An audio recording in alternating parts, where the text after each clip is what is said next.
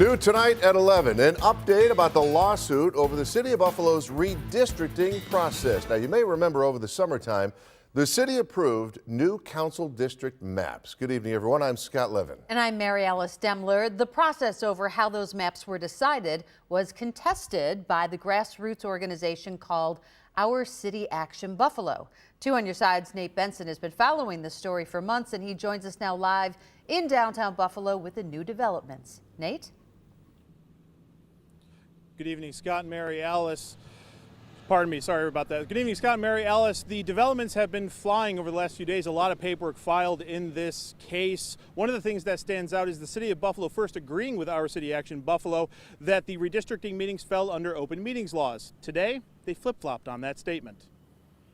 For those who say they were shut out of the public process to help select new council district maps, their words directed at the sitting council members were strong. They're concerned about staying within their councilmatic district and keeping their incumbent position. I remember the first day of the hearings telling them they did it wrong. I guess they think people are stupid. We are not stupid.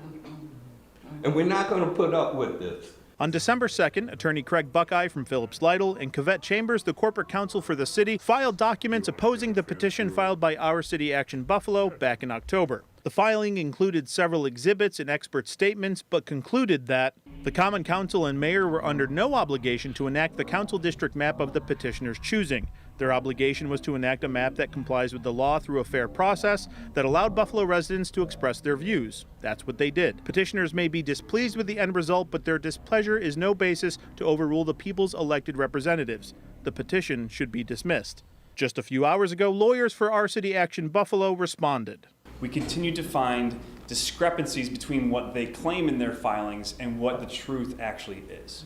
When they said that there were public meetings, but then they didn't provide proper notice. There has just been a series of errors in this process. Attorneys Samantha White, Adam Bojack, and Stephanie Adams maintain that the sticking point here is when the public was notified about meetings regarding the redistricting process. In their filing last Friday, the city agreed with Our City Action Buffalo that the Citizens Commission, which was tasked with redistricting, was bound by the state's open meeting law. In a new filing today, the city says that the commission was not bound by open meetings law. That's going to spin things out potentially a little bit more, which is one reason we would urge that that answer not be accepted if the judge is going to apply discretion in that.